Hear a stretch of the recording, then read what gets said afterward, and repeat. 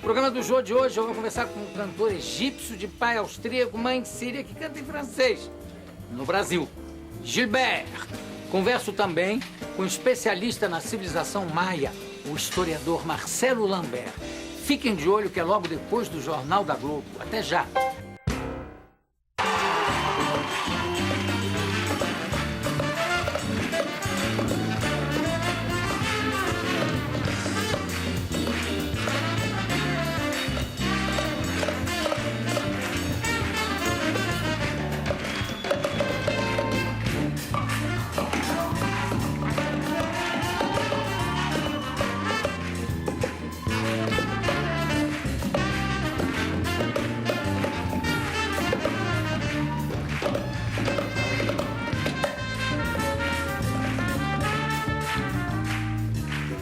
Muito boa noite para o Brasil e para o mundo.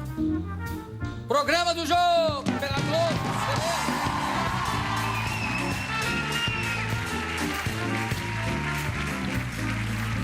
Contando sempre com o Nefelibata, Ira e o Sexteto.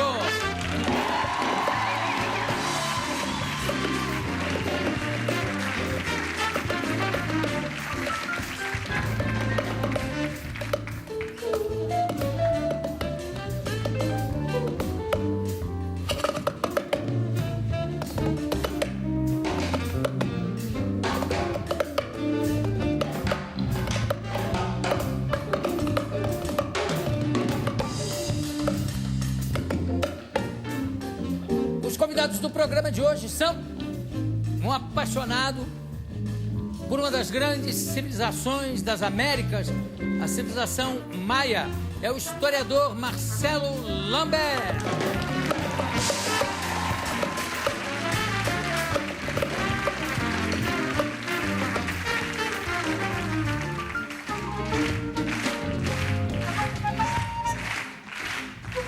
Ele é especialista na civilização maia.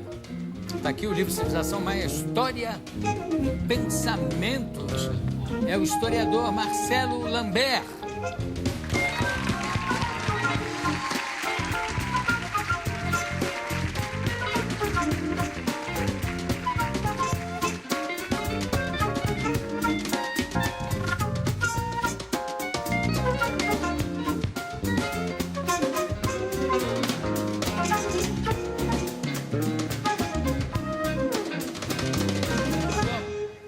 Gilbert e Lambert. Você é filho de francês? Ascendência francesa. Muito lá em cima? Neto, vô, meus avós. Vô. Isso é. Seu avô Próximos. fazia 21 também? Não. Os maias falam sobre o dia 21, né? Acho que nós vamos falar um pouco sobre isso. Nossa, vamos falar muito sobre isso. Não a posição, mas o dia. Já me ligaram para saber o que você vai fazer no dia do fim do mundo. Eu falo, dieta. Todo mundo quer saber onde eu vou estar, né?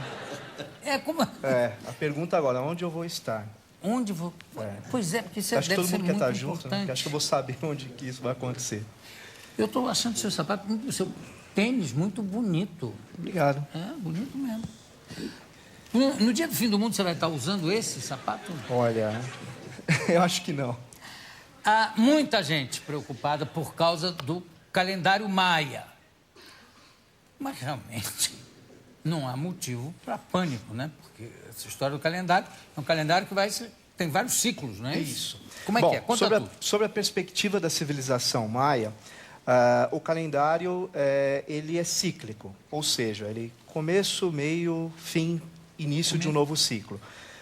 E até um dado muito importante, os maias eles tinham vários calendários, calendários circulares e calendários lineares.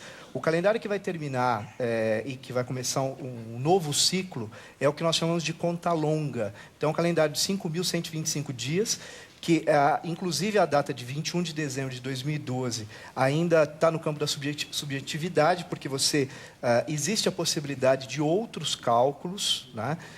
E aí esse calendário de 5.125 anos termina em 21 de dezembro e começa um novo ciclo, que seria esse calendário de conta longa. Nesses calendários são levados em conta feriados?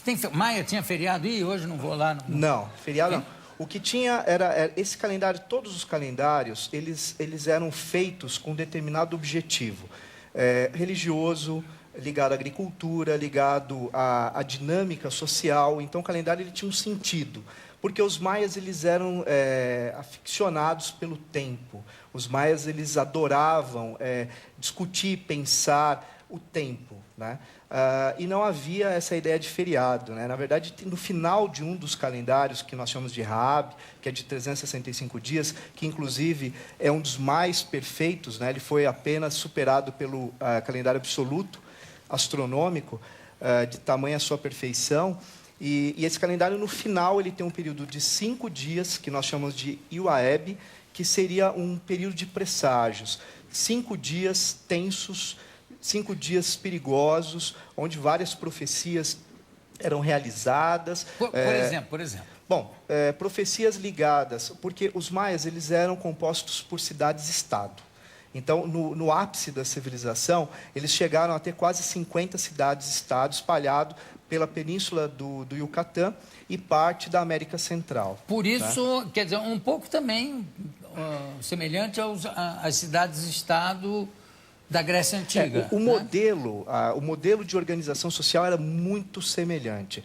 Então, eles tinham autonomia militar, autonomia religiosa, administrativa, enfim. E brigavam entre si? Sem dúvida. Inclusive, uma das teorias, uma das mais interessantes sobre o colapso da civilização, talvez seja o fato de guerras entre cidades-estado, né? Então, essa situação de cidade-estado, ela colocava uma necessidade dentro de cada uma dessas cidades, Palenque, Oxmal, enfim, tinham várias, de profecias para aquela cidade, profecias ligadas à agricultura, à sociedade, ao modo de vida, porque a criança ela nascia, no momento do nascimento essa criança já recebia uma gama enorme de profecias que inclusive já ia determinar o futuro dessa criança. E quem é que fazia essas profecias? Bom, dentro da estrutura, eles tinham sacerdotes, né?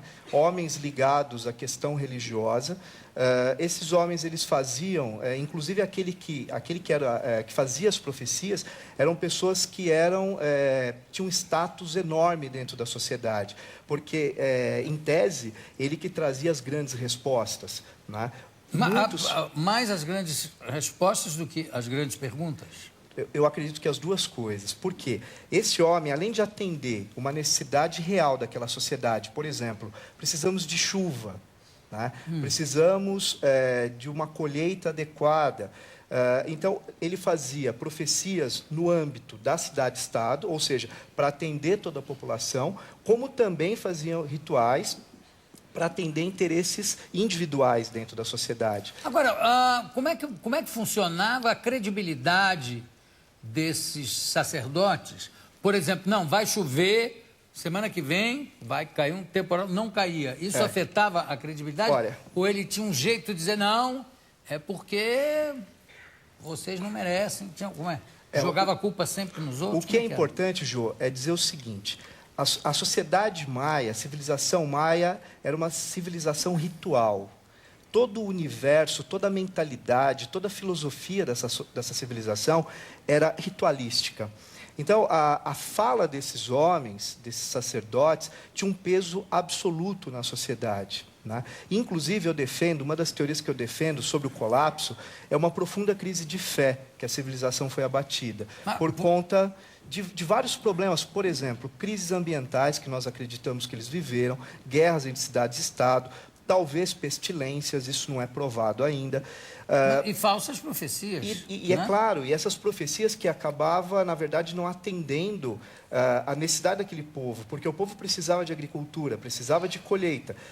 E se não chovesse, se não tivesse a água adequada, não só para a agricultura, como para todas as atividades, sem dúvida nenhuma que a fala desse sacerdote entrava em crise. Agora, e essa ruptura é muito séria. Marcelo, a gente sabe que se você colocar o Japão medieval e a mesma época na civilização asteca, antes de ser dizimada pelos espanhóis, pelo Cortés, a civilização asteca,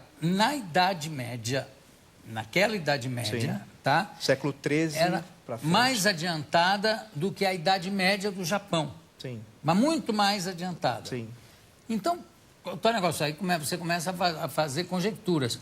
Caso não houvesse a invasão dos espanhóis, provavelmente hoje a televisão estaria sendo feita mais no México do que no Japão. Sim. Né? Por causa exatamente desse desenvolvimento. No caso da civilização maia, em que ponto estava a civilização maia nessa época? Por volta de 1300, 1400? Olha, 1300 ela já colapsou. O ápice da civilização maia, que nós chamamos de período clássico, foi por volta de 250 a 900 da nossa era. Não, porque já cortei já é 1600, né? A partir de 1492, mas ele vai chegar mais precisamente... no Japão só. 1519 é quando efetivamente os espanhóis eles vão ocupar a América. Não sei, porque a gente embananou datas aqui falando em 1300, Isso. pensando na Idade Média Europa. Agora, seria em relação aos astecas. Já os maias são anteriores. Aos japoneses. Isso. Mas o ápice da civilização maia foi antes? Antes. E qual foi esse ápice? O que eles tinham conseguido? Que, inclusive, torna a civilização mais incrível. Por quê? O zero, por exemplo, os maias já usavam nos seus cálculos astronômicos. Na arquitetura, na construção, eles também já usavam uma série de regras matemáticas que nós vamos ter isso muito depois. O zero na Europa, ele vai ser inserido por volta do século XIII. Os maias, eles já usavam o zero em 200 depois de Cristo aqui na América. O cosmos, eles esquadrinharam. O conhecimento astronômico, as cidades... Qual era a metodologia? Observação, óbvio, né? Mas nós não temos dados documentais, históricos, que nos remetam a uma compreensão total do fato. Não tem, quer dizer, não tem... Tem uma linguagem, né?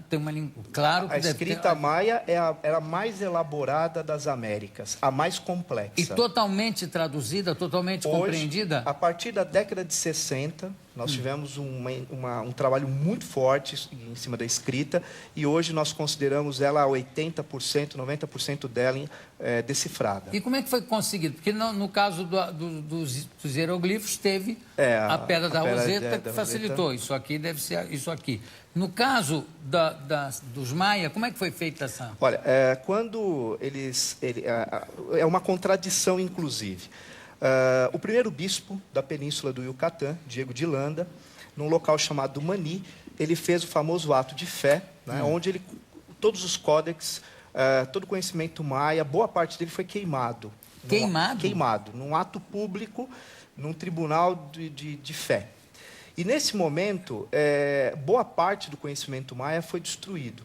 E o bispo ele escreve um livro chamado Coisas do Yucatán, ele foi o primeiro bispo ali da península, e, neste livro, ele deixou sobre a escrita. Então, partindo desse livro, que é um documento sensacional, que, inclusive, nós temos hoje esse livro publicado, mais a comparação das estelas, 3 códex que sobreviveram, inclusive com a lateral queimada, né, porque foi tirado da fogueira. Então, através dessa metodologia de comparação, né, que nós chegamos a uma parte do que nós entendemos hoje pela escrita maia. Vamos falar um pouquinho você falou em crise agrícola. Sim.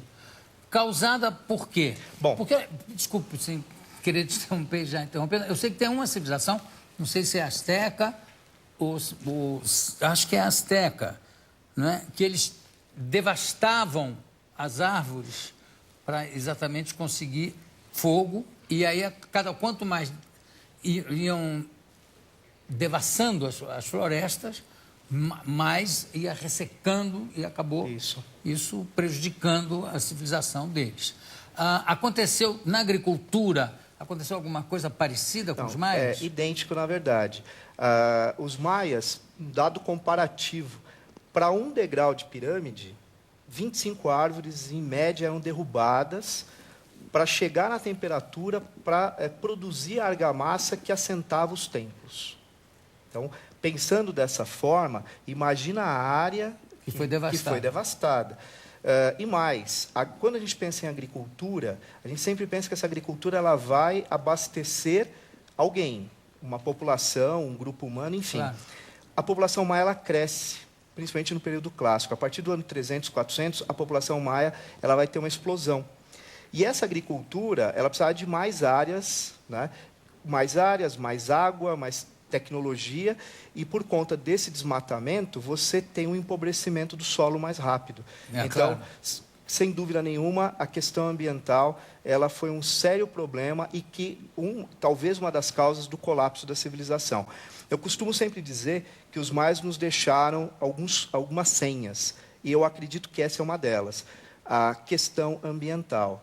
A questão ambiental é uma muito loucura, porque séria. Fica é uma muito coisa séria. assim, quase que de círculo vicioso, né? Quer Sim. dizer, na realidade, o próprio homem destruindo o meio ambiente é que está se destruindo. Sim. Quer dizer, Maia, Inca, provavelmente Astecas... A África tivemos também modelos semelhantes na Ásia.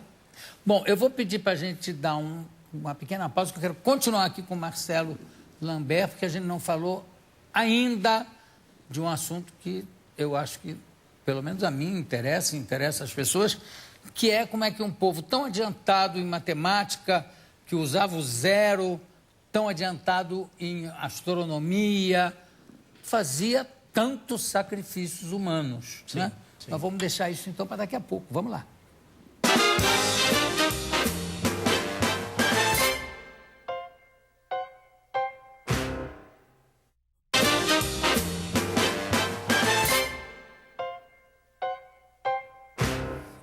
Continuo tendo aqui ao meu lado o Marcelo Lambert.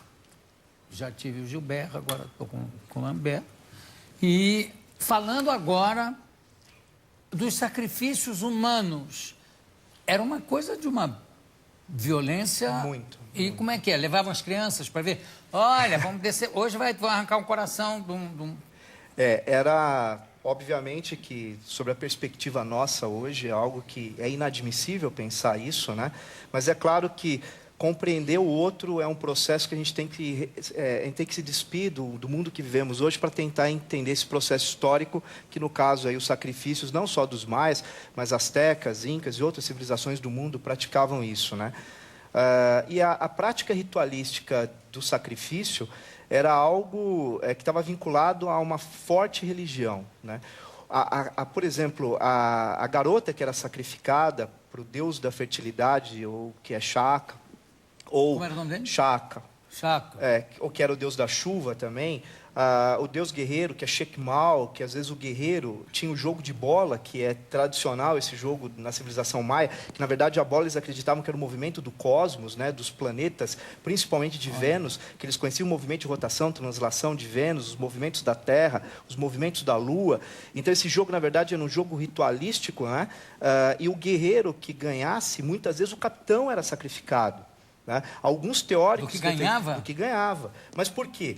Ele era digno a ser oferecido ao deus da guerra, né? Ele era entendido como alguém que foi gerado de uma forma pura para ser oferecido a essa divindade. E no caso da garota, a mesma coisa. Agora, o que tem que ser entendido é que esses rituais, na verdade, não eram aleatórios, não que eles eram corretos, óbvio, como eu disse no início.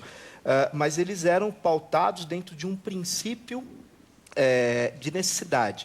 Então, era sazonal. Ou seja, a civilização ela necessitava de chuva. Então, eles faziam rituais para o deus da chuva. Então, era sempre vinculado a uma necessidade física e uma necessidade que o Ahalkin, que era o rei sacerdote, ele tinha naquele determinado momento. Mas a pessoa que era oferecida, ela também se oferecia ou era meio na marra? Algumas eram preparadas e outros não. Outros eram guerreiros. Unidunite, salame, mingue. Você é? Tem um local na região de Chiapas, uma cidade, uma zona arqueológica chamada Bonampak, tem uns murais dentro do templo dos murais, onde tem o sacrifício de uma criança. Essa criança era filho de um outro rei sacerdote, de uma outra cidade-estado. Então, na verdade, ele foi sequestrado e ele foi sacrificado ali como uma forma de poder. Aliás, a então, pergunta, havia isso também. Para completar a pergunta, o sacrifício era sempre feito com os adversários, com os inimigos? Não necessariamente. Às vezes, havia garotas que eram preparadas, né? Garotas virgens que eram preparadas para ser oferecida também para a deusa da fertilidade. Ou seja, tanto fora... Um ritual de sangramento? Olha, o sangramento, basicamente, ele acontecia com focos e interesses diferentes, mas tinha um ritual que o Arauquim fazia, que era o seguinte: ele perfurava a orelha, ele perfurava a língua e o pênis. E ele sangrava sobre uma vasilha com um tipo de um papel que eles faziam, que inclusive até hoje esse conhecimento existe, e depois eles botavam fogo. E eles acreditavam que a fumaça que saía desse recipiente era um deus chamado Kukulcã, muitas vezes, e era um oráculo. Então, esse sacerdote, até em transe, ele dialogava com essa fumaça. E ali ele acreditava que viria informações. Agora, tem um porquê de ser orelha, língua e pênis. A orelha é para poder escutar os deuses. A língua é para poder falar com os deuses. Os dentes para morder a língua. E o pênis é para fertilizar a terra, e porque eles acreditavam, como no Popol Vuh, que é a Bíblia das Américas, né, que é o livro sagrado dos maias, a civilização, eles acreditavam na cosmogonia, que essa civilização ela veio do sangramento dos deuses, e esse sangue misturado com a terra formou uma massa que formou os seres humanos. Isso é engraçado, porque aí tem, em várias religiões, tem esse negócio de ter o primeiro homem e a primeira mulher. Muitas semelhanças. Né? É incrível. Agora, no caso dos sacrifícios, eu sei que, por exemplo, os sacerdotes astecas, por exemplo, eles levavam, era uma coisa tão levada, tão a sério, que eles não se lavavam mais. Então, os cabelos ficavam cobertos de sangue e chegavam a aparecer estátuas, chegavam a aparecer de pedra o cabelo, por causa do sangue coagulado que ia se acumulando através dos anos e por causa do sangue das vítimas. No caso, acontecia a mesma coisa com os maias? Os sacerdotes também tinham esse comportamento? Olha, Jô, para os maias, o sangue era energia vital. Só que eles não entendiam, era vital, era energia, eles entendiam isso como energia. Era uma substância vital, e essa substância, ela que trazia vida, ela que pulsava toda a energia criadora no corpo do ser humano. Né? Por isso que a ideia do sangramento, para que essa energia vital ela pudesse, por exemplo, cair no solo e vivificar a terra, para que essa terra brotasse. Mas não havia, a medicina, olha, não era das ciências mais envolvidas. Até temos alguns indícios. Por exemplo? Agora, por exemplo, a gente pode cair mais nos incas, que já tinha trepanação, por exemplo, que é a cirurgia lá de não, mas crânio. Especificamente Mas dos maias, nós acreditamos que eles tinham um uso fitoterápico muito intenso, né, muito intenso. Havia um conhecimento muito específico de ervas, raízes, e isso era aplicado no cotidiano. Agora, quanto às cirurgias mais complexas, nós não temos indícios ainda dessa questão. Esses sacrifícios, tinha sacrifício de tirar fora o coração e comer o coração? Não. O que acontecia muito era esse coração, eles perfuravam essa região, tiravam o coração, né, e colocavam esse coração muitas vezes pulsando, né, na verdade tendo reflexos ainda, sobre os deuses ou sobre mesas onde rituais aconteciam. E isso tem a ver com a questão do sangue, tem a ver com a questão da vida. Não, assim, essa característica, nós não temos dados que eu possa afirmar. Então, eu prefiro não afirmar, porque, como eu disse, essa base documental, infelizmente, a maior parte foi perdida. Marcelo, e alimentar, você falou em agricultura, eles basicamente eram vegetarianos ou não? Olha, milho era a base, claro, né? Raízes, algumas raízes, mas é interessante que a carne, a alimentação com carne era muito pequena na civilização. Inclusive, alguns testes, algumas múmias, alguns corpos que foram encontrados, foi identificado problemas nos ossos. Então, provavelmente por falta de carne. Essa é uma questão que se analisa hoje. Então, eles não tinham, a gastronomia maia, não tinha muito essa visão da carne. E leite, falando nisso? Olha, Tomavam leite de algum animal, não? Não, a preocupação que eles tinham com essa questão da alimentação é, mais uma vez, a questão do sagrado. Então, muitos animais, para eles, tinham uma conotação de sagrado. Então, eles não comiam esses animais. Às vezes, eles até ritualizavam, mas não comiam. A gente tem umas imagens aqui que eu acho que a gente está falando e está deixando de mostrar. Eu queria que você comentasse. Tá, esse é exatamente uma foto do mural de Bonampak, que eu havia comentado, né? Essa é uma cena ritualística, onde tem um sacerdote com penas de quetzal, e ali ele está, obviamente, submetendo alguém que foi preso, é um escravo, e provavelmente ele vai ser ritualizado. Ritualizado quer dizer? Sacrificado. Morto. Isso, isso. Qual é o pássaro que tem ali na cara? O quetzal, que é uma quetzal? ave sagrada para os maias, que tem uma pena muito bonita, os sacerdotes, os reis, eles usavam. Mas então, repara aquela é um pássaro verde. extinto ou ainda Não, existe? existe ainda na região. É grande, né? É grande, muito bonito. Vamos mais. Bom, aí, né, a gente tem uma coração. representação do coração, como foi falado, né, e é uma cena de ritual. Vamos mais. Isso é um códex, então nós temos aí a escrita maia, né? Nós temos o numeral maia, então um ponto significa 1, o traço embaixo 5, então se tiver um traço mais o ponto em cima, 6. E o 0 ele parece uma concha. E aquelas ilustrações, na verdade, são representações que também faz parte da escrita maia. Agora, as cores estão muito vivas. Foram retocadas nos murais? A primeira imagem, que é Bonampak, ela foi restaurada. Agora, é interessante dizer que o azul maia, até hoje nós não conseguimos chegar na pigmentação exata. E o interessante é que é a única coisa que não desbota, ele não desaparece. É o azul. É o azul. Inclusive na cidade de Bonampak tem um PhD em Química lá, trabalhando e tentando chegar. E ainda não chegou. Não conseguiu chegar. Vamos mais. Aí a representação do calendário, são os dois mais famosos, que é o Tzolk'in e Rabi. Então, do lado direito é o Rabi, que é de 365 dias, e o Tzolk'in, do lado esquerdo, que é de 260 dias. Um é santo e o outro era considerado civil. Qual é que era o civil? O civil é do lado direito, que é o Rabi. E o santo, Tzolk'in, de 260 dias, é esse do lado esquerdo. Por que tinha menos dias no isso é interessante. Esses dois calendários, matematicamente, eles são perfeitos. Eles começam no mesmo ponto e terminam no mesmo ponto.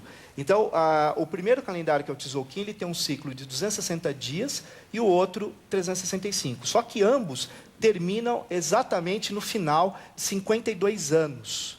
Só que, claro, que em períodos diferentes. Então, o menor, ele vai levar 73, ele vai fazer 73 voltas para chegar. E o de 365, 52 voltas. E é claro que aí profecias eram feitas, as datas eram exatas, dentro dessa lógica desse calendário. Vamos mais. Tem mais? Tem. Aí é Chichén Itzá, né, uma cidade que fica na península do Yucatán, e aí a pirâmide de Kukulcán, também conhecida como El Castillo. É uma serpente? Aí é a boca da serpente. E como é que é a história do sol que vai em cima? Porque ela é um calendário, Jô. Então, essa pirâmide ela tem 91 degraus de cada lado, vezes 4, 364, mais a câmara, a parte de cima, 365. E no equinócio acontece um fenômeno muito interessante, quando o Sol está próximo de ficar a pino, os raios solares batem na lateral da pirâmide, de cada uma das faces da escadaria, e ali forma o sentido de uma serpente em movimento. Por quê? Essa pirâmide ela foi feita para um deus chamado Kukulcán, que traduzindo é serpente emplumada. Então, na verdade, é uma homenagem a Kukulcán, e o interessante é que esse fenômeno, quando acontece, ele leva pessoas do mundo inteiro para assistir, enfim, mas, na verdade, é uma forma de resgatar esse Deus, que na verdade ele não tem no equinócio. E uma coisa interessante... Desculpa, minha ignorância, tem o equinócio de verão e o equinócio de inverno. Isso. E nos dois equinócios acontece. É como se fossem formatos em triângulo que lembra o formato do corpo de uma serpente. E a imagem termina exatamente na boca da serpente ali embaixo. E onde é que se faziam os sacrifícios? Era lá no topo? Essa pirâmide, basicamente, não era usada para isso. né? Era outro templo. Mas também eram pirâmides. Sim, e interessante que ela tem construção para baixo, né? Então ela tem várias câmaras claro, aí. como as egípcias, que também Sem tem. dúvida. Quase tudo que ela Vamos tem à para frente. cima, ela tem para baixo. Vamos mais? Tem mais? Tem mais? Vamos ver. Ah, o VT tem um da vídeo. da pirâmide, né? Isso. Aí foram imagens que nós fizemos agora em janeiro. Uma expedição que nós fomos para lá. Você vê, e para cada degrau desses... Aí era onde era o jogo de bola Ah. de Chichén Itzá. Eram quantas árvores para cada... Em média, 25. E essas bolas de que tamanho eram? Era grande, Eram bola pesada, de mas látex. diferentes, como os planetas? Tamanhos diferentes? Não, não. Ela tinha um formato meio que padrão. Tá bom, obrigado. Olha, parabéns. Como é que surgiu? Bom, quer dizer, o mundo, você garante que não vai acabar. Sob a perspectiva do calendário maia, É. não, em momento algum do calendário fala do final dos tempos. Mas tem um momento lá no calendário que fala da Copa no Brasil, em 2014, e diz que o país ainda não está preparado para A receber. profecia do século II, né? Tem um maia lá que jogava, que era uma barbaridade, com essas bolas. Essas bolas. Tinha um pé todo ferido, porque eram bolas de pedra, que falou, não vai dar. Eu acho muita graça nessas profecias de fim de mundo, eu acho que eu já contei até isso aqui uma vez, que dizem também que Jesus, quando subiu aos céus, disse, adeus mundo, de 1000 passarás, a 2000 não chegarás. Primeiro, isso só deve rimar em português, essa frase. Em aramaico já não faz muito sentido. E depois nunca houve isso, mas sempre tem uma coisa de quererem determinar o fim do mundo. Antes era em 2000, aí disseram, não, é porque o calendário maia não fizeram a adaptação direita, é 2012. Eu sei que em 2014 tem a Copa. Não sei se vai ficar tudo pronto, mas que pretendem. Então, os maias que se cuidem. Marcelo Lambert, muito obrigado. Daqui a pouco a gente volta. Obrigadíssimo.